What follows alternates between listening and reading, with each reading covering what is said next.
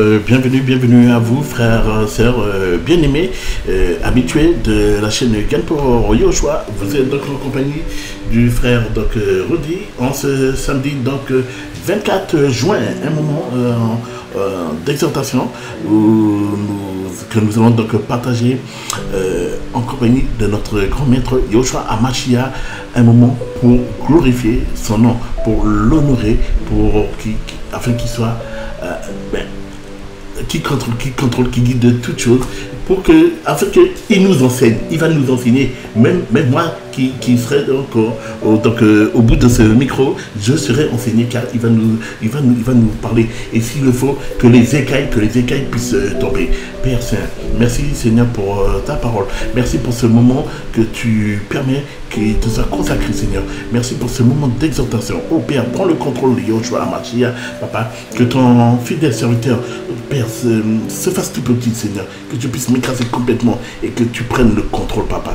Prends possession de ce moment, de ce contrôle, et que Père, tu puisses parler, Seigneur, et que tu puisses toucher les cœurs, Papa, les cœurs qui souffrent, Papa, les cœurs qui sont brisés, les cœurs qui ont besoin d'être fortifiés. Oh Père, ceux qui ont besoin, Seigneur, d'être encouragés. Seigneur, tu les connais tous. Tu connais tous ceux qui seront, Papa, connectés, qui vont regarder cette exhortation, Seigneur, qui seront à l'écoute, quel que soit le moment, quel que soit là où ils se trouvent, le pays, le département, la ville. Seigneur, tu les connais, Père, et tu sais ce qu'ils ont besoin d'entendre sur ce moment. Tu sais, Seigneur, qu'est-ce que ce message pourra leur apporter, Seigneur. Que tu puisses, Seigneur, fortifier tout à chacun au nom puissant de Yoshua. Père, nous t'avons prié, Seigneur. À toi le contrôle, à toi la gloire, Seigneur, pour les siècles des siècles. Amen. Bienvenue donc à vous tous, frères, sœurs. On salue donc nos frères de Guyane, évidemment, pour commencer, la Guyane, comment on salue donc les villes de Ken, Rémy-Montjoly, Matouli, on salue Makura Kourou, un petit coucou du côté de Sinamari, on salue Irakubo, très connecté également, merci à vous, merci, gloire au Seigneur, gloire à Yoshua Amashia, Saint-Laurent du Maroni, la ville de Mana, on salue également donc nos bien-aimés des Antilles, la Guadeloupe, la Martinique, nous vous saluons beaucoup d'amour pour vous. On salue également Haïti, très connecté, un petit coucou à mon frère, mon frère Émile. On salue également la République dominicaine, très connecté sur Guyane pour Yoshua, les États-Unis, le Canada. On salue l'île Maurice, Madagascar, les Comores. Nous pensons également à la communauté africaine au Sénégal, au Gabon, à la Côte d'Ivoire, au Burkina Faso, au Sénégal, l'Afrique du Sud, et tous les pays du continent africain, carrément, voilà. On salue également l'Hexagone et la ville de Lille. On salue nos frères qui sont nos frères sœurs du côté de Lille. On salue les frères du côté du Havre, en région parisienne. On salue les bien-aimés du côté de Chartres, les bien-aimés du côté de la ville du Mans, du côté d'Angers également. On salue également la ville de Nantes. Oui, on a également des frères, des sœurs qui nous suivent, qui écoutent Ganpo Yoshua du côté de Nantes. On salue tous ceux qui seront donc connectés sur Guyane pour Yoshua. C'est que la gloire du Seigneur, que la gloire de Yoshua puisse se faire. Oui, tout est pour Yoshua. Amen, amen, amen. Sans plus tarder, prenons donc la parole et nous allons donc commencer par un passage dans Bereshit, Genèse, au chapitre 2. Nous allons prendre les versets 23 et 24. Seigneur, à toi la gloire, Seigneur, prends le contrôle de ce moment, que ton esprit puisse nous parler et nous conduire sur la voie de la vérité, Seigneur. Que tu puisses bénir les frères, les sœurs, les bien-aimés qui seront donc connectés, qui seront à l'écoute de cette exhortation. À toi la gloire, Père. Sois béni, sois exalté. Amen. L'être humain dit ceci, pour le coup, est l'os de mes os et la chair de ma chair. Celle-ci sera appelée femme, parce que de l'homme, celle-ci a été prise. C'est pourquoi l'homme quittera son père et sa mère et se joindra à sa femme, et ils deviendront une seule chair. Amen. Au commencement, lorsque le Seigneur a créé l'homme, il s'est vite rendu compte que l'être humain avait besoin d'un complément, avait besoin d'une personne pour l'assister. On peut voir ça juste un peu plus haut. Voilà. Donc, oui, on va donc prendre à partir... Voilà, à partir du verset 19. Yahweh Elohim forma du sol tout vivant des champs et tous les oiseaux des cieux, puis il les fit venir vers l'être humain pour voir comment il les appellerait, afin que toute âme vivante porte le nom dont l'être humain l'appellerait. L'être humain appela de leur nom tout le bétail et les oiseaux des cieux et tout vivant des champs, mais pour l'être humain, il ne trouva pas d'aide qui fût son vis-à-vis. Amen. Donc, vous voyez, donc, il a vu que dans toutes les espèces, Yahweh a vu que dans toutes les espèces qu'il avait créées, il y avait une aide, il y avait donc un vis-à-vis. Il les avait fait mâle, femelle. Lorsque l'être humain était fait, on a vu qu'il était mâle et femelle. Mais, voilà, et en continuant la suite du verset, on voit qu'il va plonger donc l'être humain dans un profond sommeil pour extirper du côté la femme. Yahweh Elohim fit tomber un profond sommeil sur l'être humain qui s'endormit. Il prit l'un de ses côtés et ferma la chair dessous. Yahweh bâtit une femme du côté qu'il avait pris de l'être humain et la fit venir vers l'être humain. Donc, il a pris des côtés la femme. Il a pris à partir de l'être humain, de l'homme qu'il avait créé, mais il a pris de ses côtés et il a donc bâti la femme. Et c'est là que, un peu plus bas, voilà, on a donc les versets 23 et 24 que donc, on a lu pour commencer. Donc, comment voyons-nous cette chose? C'est que l'homme a vu donc un semblable. Et donc, on peut supposer qu'à un moment donné, donc, sur le coup, il y a eu ce feeling. Et il y a eu donc cette volonté de s'assembler. Donc, on va parler d'union. On va parler donc de ce mariage. C'est pourquoi l'homme quittera son père et sa mère et se joindra à sa femme et ils deviendront une seule chair. Donc, le plan d'Elohim pour l'homme, pour l'homme, c'est que l'homme s'unisse avec une femme et donc qu'il fasse une union. Et donc dans cette union, comme le mot union est composé, dans union il y a un, donc ils deviennent une seule chair, ils sont un. Donc on voit bien qu'il y a cette notion de mariage. Amen, merci Seigneur. Donc, l'homme et la femme sont faits pour être ensemble. Ils sont faits pour marcher ensemble. Être dans le mariage. En fait, nous formons une alliance. Nous faisons alliance. Quand tu décides de te marier avec telle femme ou tel homme, donc un homme avec une femme et la femme avec un homme, et pas le contraire, même si le monde a décidé de bouleverser tout cela, mais le plan d'Elohim qui est parfait a prévu l'homme qui quitte son père et sa mère, donc le foyer familial, il le quitte pour créer son propre foyer avec la femme qu'il aura choisie, avec la femme que Yahweh lui aura prédestinée, qu'il aura choisie. Pour les plus jeunes qui nous écoutent, car en parlant hier avec tes soeurs, on se rend compte que chez certains, ils recherchent absolument le mariage. tu rencontres le Seigneur, c'est une belle chose que des gens soient touchés par le Seigneur et qui veulent en plus marcher avec le Seigneur. Mais on se rend compte que trop vite, ils veulent rechercher le mariage. La parole te dit, recherche premièrement, Matthieu 6,33 te dit, recherche premièrement le royaume des cieux et sa justice. Dans toute chose, essayons de ne pas mettre la charrue avant les bœufs. Recherche d'abord le royaume des cieux et sa justice. En fait, cherche à t'affermir à affermir ta foi, à affermir ta marche avec le Seigneur. Le Seigneur peut voir. Le Seigneur sait mieux que nous-mêmes ce dont nous avons besoin. Il nous connaît parfaitement. Il nous connaît.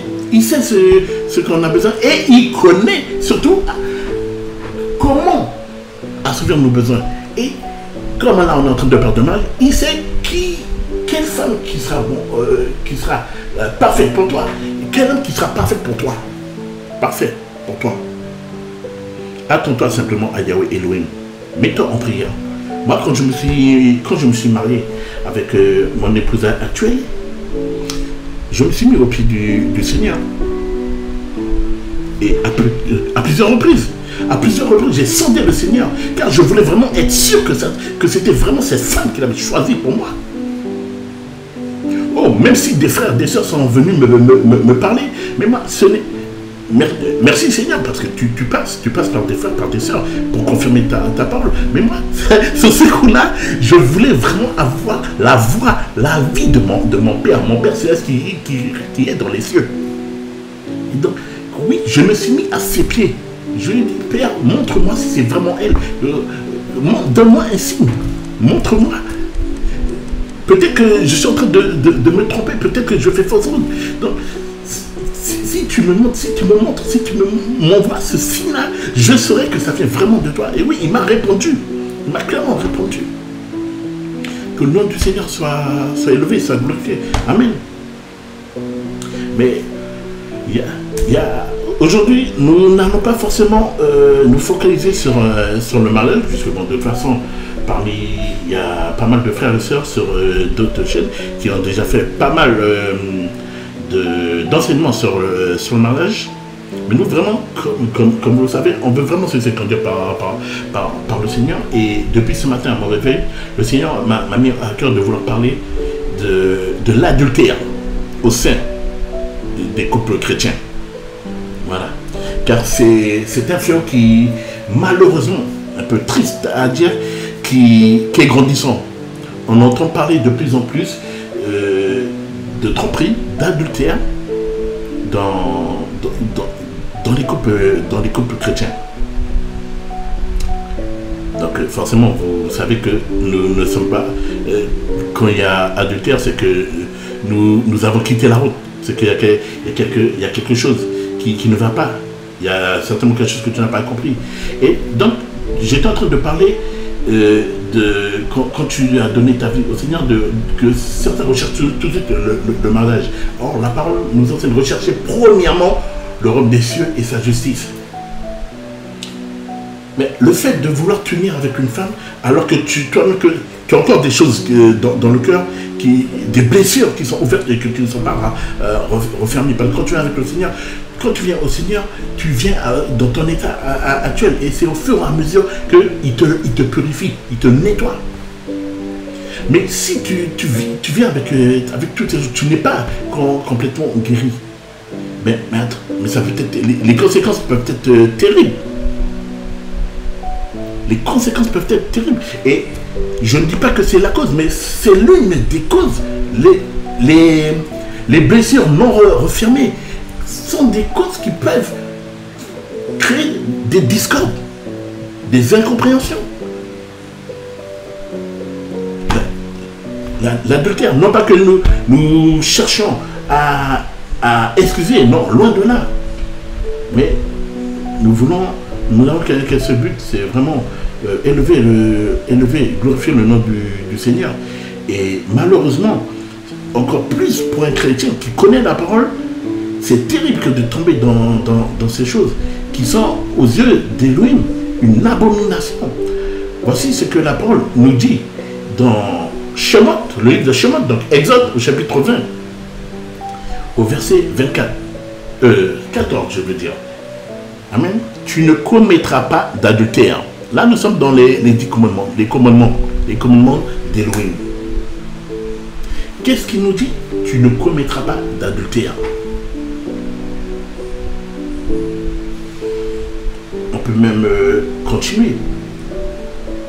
Tu ne commettras pas d'adultère, tu ne voleras pas, tu ne témoigneras pas contre ton prochain, tu ne témoigneras pas contre ton prochain en faux témoin, tu ne convoiteras pas la maison de ton prochain, tu ne convoiteras pas la femme de ton prochain, ni son serviteur, ni sa servante, ni son bœuf, ni son âne, ni aucune chose qui sont à ton prochain. Amen. Voilà. Tu ne commettras pas d'adultère. On a vu qu'au commencement, l'homme a créé l'homme, Adam, et la femme, Chava.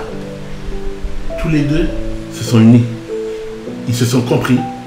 Ils ont senti qu'il y avait un feeling. Adam a dû voir en Chava, ah ouais, mais elle me correspond bien. Elle correspond à ce que je recherche. Peut-être qu'elle aussi. Enfin, c'est des suppositions. Je ne dis pas que c'est ce qui s'est réellement fait.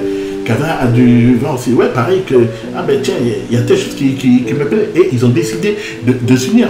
Mais en règle générale. N'est-ce pas ainsi que les choses se font? Quand tu rencontres une femme, tu vois que les choses se passent. De façon, on va dire de façon normale. Donc le courant passe bien. Il y a un certain feeling. Donc au fur et à mesure que vous apprenez à vous connaître, vous voyez que vous comprenez. Donc, et arrivé à un certain moment, on décide de passer à l'étape supérieure. Donc de vouloir se marier. Or, aujourd'hui, un fléau terrible. L'adultère dans le couple chrétien. Déjà dans le monde, c'est terrible. On voit tout ce que ça peut engendrer. Et on voit que adultère, si adultère, il y a mensonge. Et quand il y a mensonge, eh bien, ça engendre une série de péchés.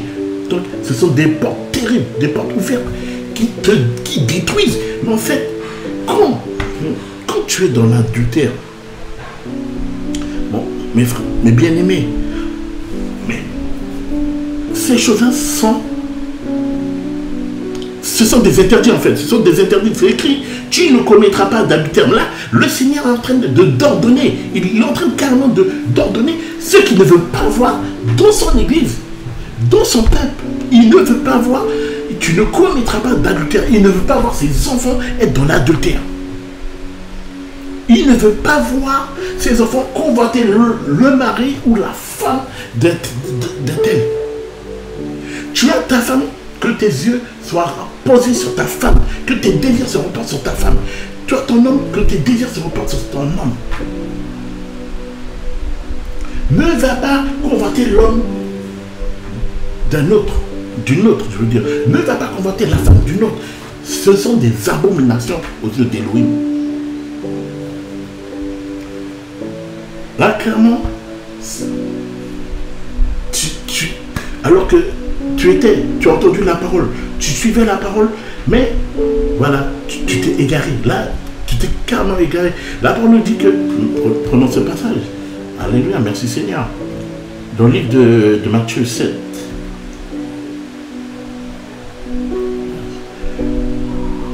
Seigneur, béni soit ton nom.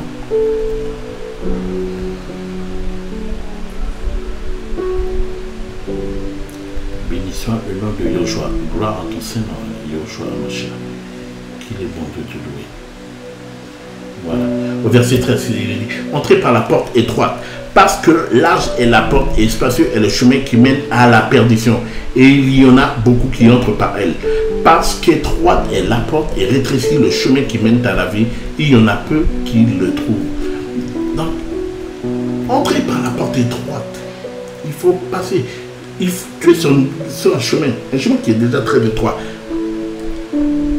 faut très peu de choses pour que tu puisses quitter cette route. Donc là, tu es sur une route étroite et là, ton égarement va te propulser sur la route qui est plus large, plus spacieuse. Là, tu as plus d'espace. Mais plus de chances de te perdre. Car là, tu étais sur le chemin qui te mène à la vie. Tu as traversé de l'autre côté. Tu te retrouves sur le chemin qui te mène à la mort. Frères, sœurs, restons accrochés à la parole d'Élohim. Quelles que soient les difficultés que tu peux traverser, quel que soit ce que tu peux vivre dans ton couple, reste accroché à la parole d'Élohim. Et si vous êtes un couple chrétien, réglez vos problèmes avec le roi de gloire. Vous venez en prière devant le Père. Vous dites, bon, on n'arrive pas à se mettre d'accord sur tel problème au Père. Ah, le Seigneur, il parle. Le Seigneur parle. Moi, je me rappelle que sur un petit point avec mon épouse, on n'était pas d'accord. On s'est mis en prière, on s'est mis en prière devant le Père. Et on a eu notre... Le Père nous a répondu. Bon, le but n'est pas de savoir qui avait raison. Non, il nous a répondu. Réglons tous nos soucis. N'a-t-il pas dit dans 1 Pierre 5, jetez sur moi tous vos soucis et je prendrai soin de vous. Mais c'est pareil avec dans le mal, dans ton couple. Viens dépose tes problèmes devant le Seigneur. Emmène-le-lui. Il s'occupe de toi. Il va tout régler. Il va tout aplanir. Amen. Wow. L'adultère. Terrible. Terrible. Et le Seigneur, comme vous le savez, frères, sœurs, ne supporte pas. Il ne supporte pas ça. Il n'aime pas. Malachie, chapitre 2. Nous allons prendre à partir du verset 13.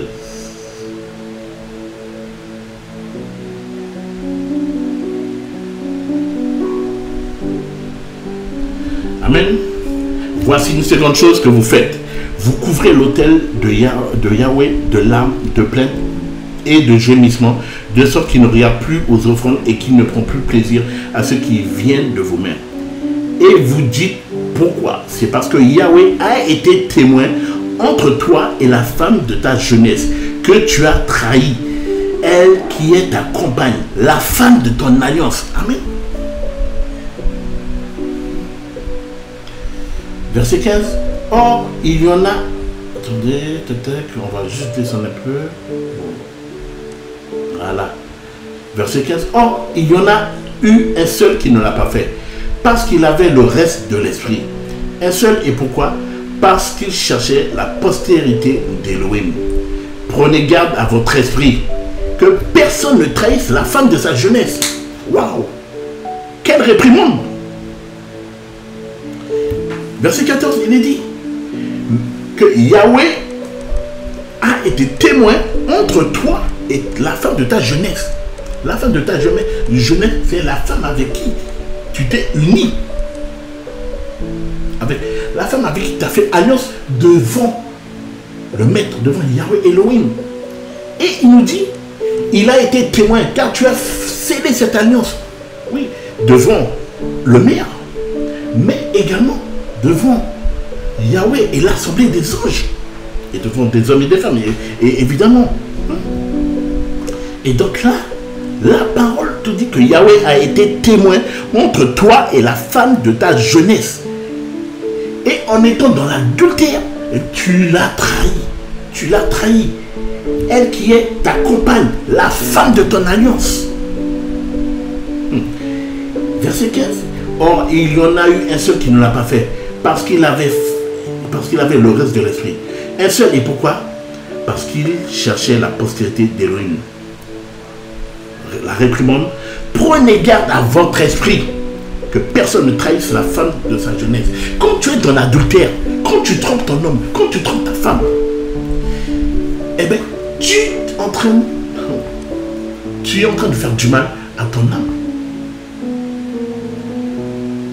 te mets en difficulté.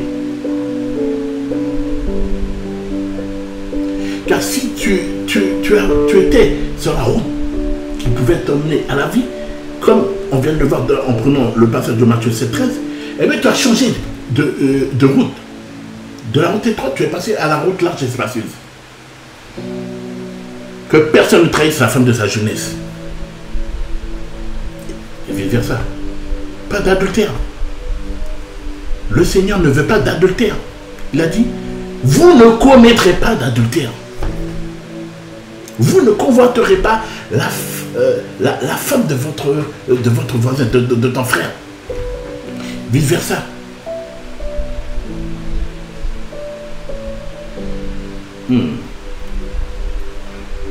Merci Seigneur pour ta parole. Merci Père. Le Seigneur nous parle. Le Seigneur est en train de parler. Il parle à son peuple, mes frères, mes sœurs. Pas de trahison. L'adultère, c'est de la trahison. Tu trahis donc déjà ton époux. Tu trahis ton épouse. Et en plus de cela, tu te souilles. Tu es en train de te souiller. Tu es en train de condamner une autre personne.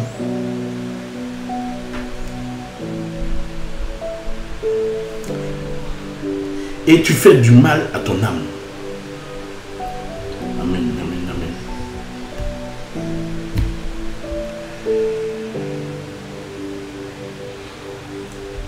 Amen. Marc, on poursuit, on prend donc ce passage dans Marc au chapitre 10. À partir de la rencontre dès le premier verset. Amen. Et s'étant levé, ils se rendent dans le territoire de la Judée, au-delà du Jourdain. Et de nouveau, des foules s'assemblent auprès de lui. Et de nouveau, selon sa coutume, il les enseignait. Et les pharisiens s'étaient approchés, lui demandèrent pour le tenter s'il est légal pour un homme de répudier une femme. Mais répondant, il leur dit, que vous a ordonné Moshe? Il leur dit, Moshe a permis d'écrire une lettre de répudiation et de répudier. Et Yehoshua, répondant, leur dit, c'est à cause de la dureté de votre cœur qu'il a écrit pour vous ce commandement. Verset 6. Mais dès le commencement de la création, Elohim les fit mâles et femelles. À cause de cela, l'homme quittera son père et sa mère et se joindra à sa femme. Et les deux ne seront qu'une seule chair. Ainsi, ils ne sont plus deux, mais une seule chair. On a vu tout à l'heure en prenant en Bereshit que l'homme quitte son père et sa mère, donc il quitte le foyer qu'il a vu naître, le foyer qu'il a vu grandir. Il le quitte pour aller créer son propre vie. Sa propre vie. Il va créer sa vie avec sa femme et ils vont former tous les deux. Ils ne sont pas deux, mais maintenant une seule chair. Et donc maintenant, ils vont bâtir leur propre famille. Amen. Que l'homme donc ne sépare pas ce qu'Elohim a mis ensemble sous un même joug. Pareil, on entend parler de divorce et remariage un peu partout. La parole, elle est claire, oui. Que l'homme donc ne sépare pas ce qu'Elohim a mis ensemble sous un joug. On a vu sur l'un des derniers messages que le joug, c'est un attelage qu'on met sur les bœufs et qui en fait c'est un attelage qui te permet de tirer donc la charge qu'on met sur toi. Et donc là, qu'est-ce que la parole nous dit? Que l'homme donc ne sépare pas ce que Elohim a mis ensemble sous un même joug. Donc c'est une déclaration en fait. C'est une déclaration de mariage, une mariage que nous faisons avec le maître. C'est le maître qui est en train de nous dire qu'il t'a uni. Prenons un exemple. Il m'a uni avec mon épouse. C'est lui qui nous a unis. Donc que personne ne vienne nous séparer. Que personne ne vienne séparer ce que Elohim a mis ensemble sous un même joug. On poursuit verset 10. Et dans la maison, ses disciples l'interrogèrent de nouveau sur le même sujet. Et il leur dit, celui qui aura répudié sa femme et en aura épousé une autre commet un adultère contre elle. Amen. Et si une femme répudie son mari et en épouse un autre, elle commet l'adultère. Donc, toi, imagine un couple. Allez, on s'est marié, et puis, voilà. Quel que soit ce qui a pu être fait, la raison, vous ne vous entendez plus, vous décidez de divorcer. Qu'est-ce que la parole dit?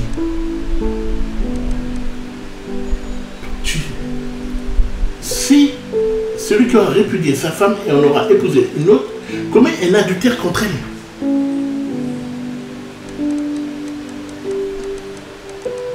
Donc tu es dans l'adultère en fait. Si tu divorces de ta femme pour aller te remarier, tu es dans l'adultère. Non seulement toi tu es dans l'adultère, mais la personne que tu vas épouser, qui disons qu'elle est innocente dans l'histoire, se retrouve être mêlée dans l'adultère. La femme qui répudie, qui va se séparer de son mari pour aller en épouser un autre, elle est dans l'adultère et en train de plonger l'autre dans l'adultère. Que le Seigneur nous vienne en aide. Soyons tous éclairés. Et que nous avons des problèmes au sein de notre couple, venons au pied du Seigneur. C'est lui qui restaure. Il va fortifier. Il va nous fortifier dans notre mariage. Car Elohim est l'Elohim de la famille. Et Elohim lui-même nous l'a dit dans sa parole qu'il est contre la répudiation. Il ne veut pas de divorce dans son assemblée, dans son peuple. Il ne peut supporter l'adultère qu'il a en abomination. Romains chapitre 7. Ou bien ignorez-vous, frères, car je parle à ceux qui connaissent la Torah, que la Torah exerce sa domination sur l'être humain aussi longtemps qu'il est vivant. Car la femme mariée est liée par la Torah à son mari tant qu'il est vivant. Mais si son mari meurt, elle est déliée de la Torah du mari. Ainsi, donc, elle sera appelée adultère si du vivant de son mari, elle devient la femme d'un autre mari. Mais si son mari meurt, elle est affranchie de la Torah, de sorte qu'elle ne sera pas adultère en devenant la femme d'un autre mari. Waouh! La parole ne peut pas être plus claire que ça. De notre bon vivant, nous sommes liés à la Torah. Comme il est dit au verset 1, la Torah exerce sa domination sur l'être humain aussi longtemps qu'il est vivant. Donc quand tu te maries, tu es lié à la Torah de ton mari. Donc tu ne peux pas décider comme ça de vouloir divorcer pour aller te remarier. La parole ne te l'interdit. On voit que maintenant nous sommes dans un monde où les gens recherchent plus à faire leur volonté que la volonté du Père.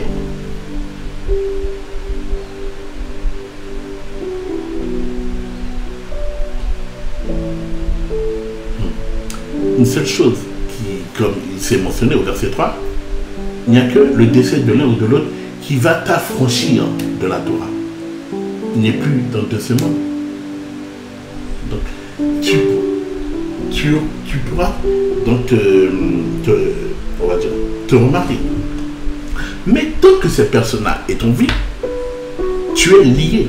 En fait, là, on est en train de te dire, de t'enseigner que même si tu pars, tu veux faire qu'à ta tête, selon ta volonté, tu vas te remarier, sache qu'aux yeux d'Elohim, tu es dans l'adultère. Puisque ton mari ou ta femme, c'est celui que tu as épousé en premier.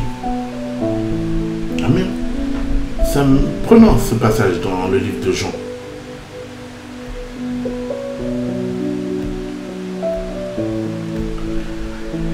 Alléluia. Amen. Merci Seigneur. Merci Seigneur parce que tu parles et tu nous enseignes.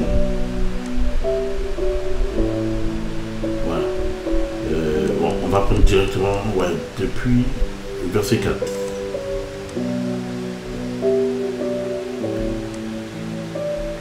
Amen. Or, il lui fallait passer par la Samarie. Il arriva dans une ville de Samarie nommée Sichar, près de la terre que Jacob avait donnée à Joseph, son fils. Or, là se trouvait la source de Jacob. Yoshua, donc fatigué du voyage, s'était ainsi assis sur la source. C'était environ la 6e heure. Et une femme samaritaine vient pour puiser de l'eau. Yoshua lui dit, donne-moi à boire. Car ses disciples étaient allés à la ville pour acheter des vivres. Mais cette femme samaritaine lui dit, comment toi qui es juif, me demandes-tu à boire? À moi qui suis une femme samaritaine, car les juifs n'ont pas de relation avec les samaritains. Yoshua lui répondit et lui dit, si tu connaissais le don d'Élohim et qui est celui qui te dit, donne-moi à boire, et tu lui aurais toi-même demandé à boire, et il t'aurait donné de l'eau vive.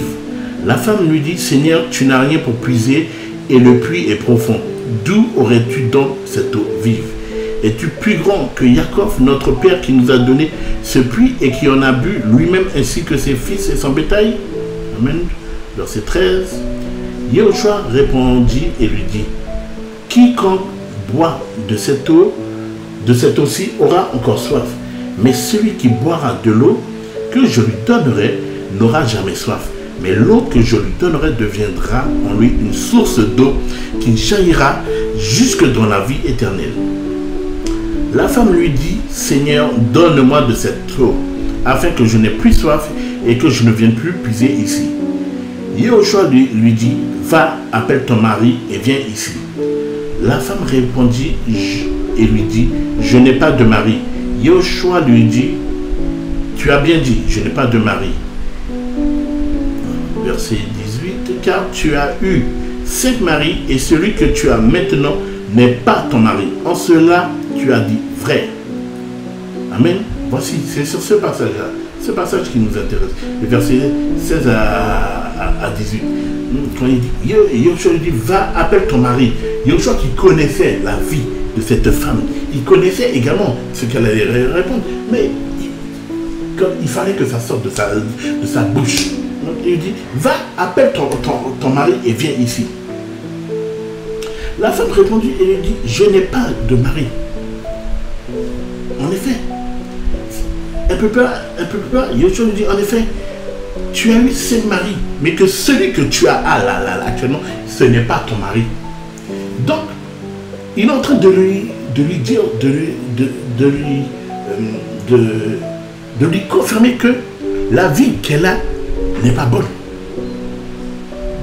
Il est en train de lui confirmer son adultère.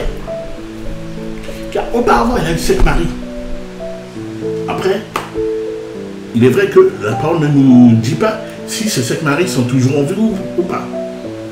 Mais néanmoins, on peut le supposer en fonction de la réponse. Quand Yoshua lui dit, tu as bien dit, je n'ai pas de mari. Tu as bien dit, je n'ai pas de mari. Car tu as eu 5 maris et celui que tu as n'est pas ton mari. Donc, même si tu es marié et que disons que tu t'es séparé de ton mari, tu ne peux pas avoir d'autres relations avec un autre homme ou avec une autre femme si c'est la situation contraire. Amen. Tu ne peux pas. Tu es lié à la Torah de ton mari. Tu es lié à la Torah de ton épouse. Tu ne peux pas aller à l'encontre de la parole. Pas d'adultère. Tu ne commettras pas d'adultère. Tu ne convoiteras pas l'homme de ton prochain. Tu ne convoiteras pas l'épouse de ton prochain.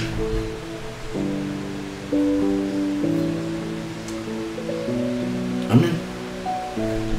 Et à ce sujet-là, qu'est-ce que la parole nous dit pour ceux qui demeurent dans ce péché, l'adultère, dans la fornication? Qu'est-ce que la parole nous dit?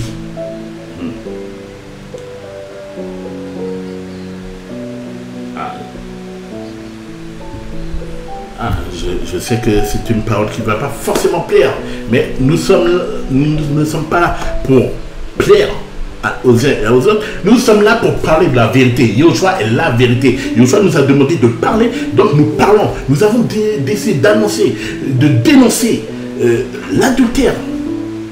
L'adultère, mais encore plus, parmi les chrétiens, dénonçons toutes ces choses. Et si tu te retrouves dans cette situation, il est encore temps d'abandonner ce péché, de revenir à Yoshua, demander pardon pour ton péché. Verset 9. Ou bien ne savez-vous pas que les injustes n'hériteront pas le royaume d'Élohim? Ne vous égarez pas. Attention, pour tous ceux qui le pensent. L'éclair. Là, la parole utilise le mode impératif. Donc là, il avertit. Ceux qui sont dans le péché, dans les différents péchés qui seront énoncés là, la parole te dit, ne vous égarez pas. Ni les fornicateurs, ni les idolâtres, ni les adultères, ni les efféminés, ni les homosexuels, ni les voleurs, ni les avares, ni les ivrognes, ni les railleurs, ni les ravisseurs n'hériteront le royaume d'Élohim. Amen. Le fornicateur ne peut pas hériter du royaume des cieux. L'adultère ne peut pas hériter du royaume d'Élohim. Amen. Ne vous égarez pas. Le royaume d'Élohim, c'est là où tout est merveilleux, tout est parfait. Comment toi qui es dans le péché, donc qui est souillé, penses-tu que tu peux rentrer dans le royaume des cieux avec ton péché? Ne vous égarez pas. La parole nous reprend. Si tu te sens jugé, amen, sois béni. C'est qu'il t'est permis de te repentir de ta faute, de ton erreur, de ton égarement. Vaut mieux que ce soit la parole qui te reprend de ton bon vivant que ce soit quand tu arrives devant le Seigneur le jour du jugement. Amen. Merci Père pour ta parole. Merci Seigneur. Amen. Prenons Hébreux au chapitre 13, verset 4. Que le mariage soit honorable chez tous et que le lit nuptial soit sans souillure. Mais Elohim jugera les fornicateurs et les adultères. Que le mariage soit honorable chez tous et que le lit nuptial soit sans souillure. Mais Elohim jugera les fornicateurs et les adultères. Tous ceux qui sont dans la fornication et dans l'adultère seront jugés. Respecte ton mari, respecte ta femme, respecte ton foyer. Tous ceux, on a vu dans Malachie, ceux qui sont dans l'adultère, dans la fornication, tous ceux qui sont dans l'adultère sont traités de traîtres. Tu es un traître envers ton épouse, tu es un traître envers ton époux, tu es un traître envers Yahweh Elohim. Quand tu te maries, quand tu t'unis, quand l'homme s'unit à sa future femme, ou la femme s'unit, enfin vice versa, voilà. C'est une alliance que nous scellons devant Yahweh Elohim. Respecte ton mariage. Repens-toi de ton péché. Repentez-vous, ceux qui sont dans la fornication, tous ceux qui sont dans l'adultère. La parole est claire, pas de rapport sexuel avant mariage. Elle dit également, pas de divorce. Et si jamais tu divorces, tu ne peux pas te remarier si ton époux ou ton épouse est toujours vivant. Donc, si tu n'es pas dans la possibilité de te remarier, ça va aussi bien qu'il ne peut pas y avoir de rapport sexuel. Tu as voulu divorcer, sache que tu dois rester comme cela. Amen. Oh Seigneur. Merci Père.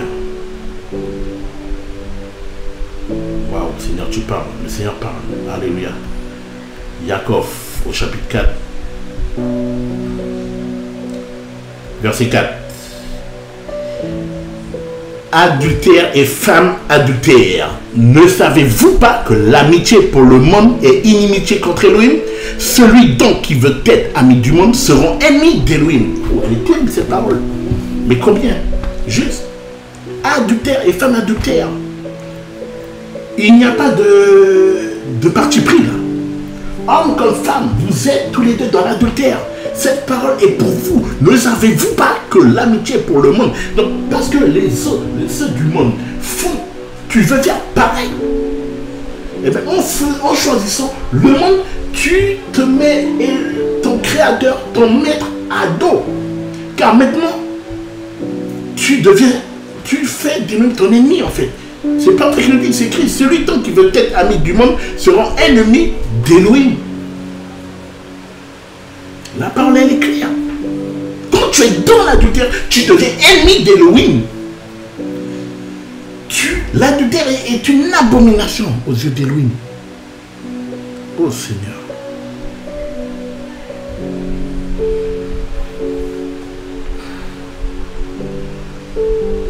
Wow.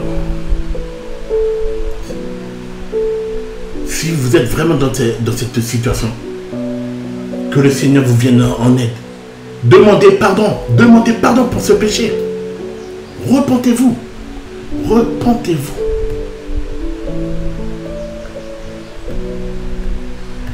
Le livre d'Apocalypse, chapitre 21. Merci Seigneur pour ta parole.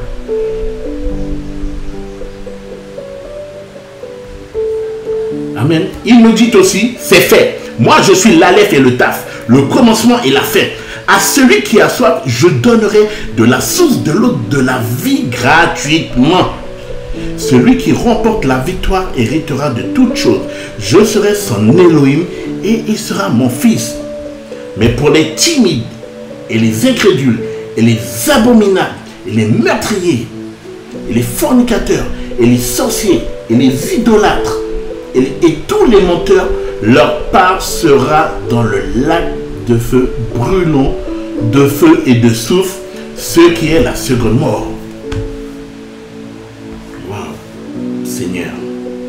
Mais pour les timides et les incrédules et les abominables et les meurtriers et les fornicateurs et les sorciers et les idolâtres et tous les menteurs, leur part sera dans le lac brûlant de feu et de soufre, ce qui est la seconde mort. Bien sûr, cette liste est bien plus grande. Parce qu'on ne pouvait pas définir tous les péchés. Il y en a tellement. Mais tout cela pour vous rappeler, si tu es dans la fornication, si tu es dans l'adultère, repens-toi. Il est encore temps de te repentir. Là, tout de suite, tu demandes pardon au Seigneur et tu reviens. Tu reviens vers lui. Et si tu es marié et que tu es dans l'adultère, repens-toi et va demander pardon à ton homme, va demander pardon à ta femme. Repens-toi, demande pardon également à Elohim. Parce qu'en fait, tu as été un traître ou une traître aux yeux de ton mari, aux yeux de ta femme, mais également à Elohim. Et donc que tu es dans ce péché, tu es en perdition. Et le sort qui est réservé pour tous ceux qui vivent dans ces péchés-là, c'est le lac brûlant de feu et de soufre. Amen. Et nous allons finir avec un dernier passage, toujours dans l'Apocalypse, mais juste un peu plus haut. Voilà. Ouais. On va prendre depuis... Ben voilà, prenons depuis là, depuis le premier verset 11. Et je vis un grand trône de blanc, et celui qui est assis dessus. Le ciel et la terre s'enfuirent de devant sa face, et on ne trouva plus de place pour eux. Oh Seigneur.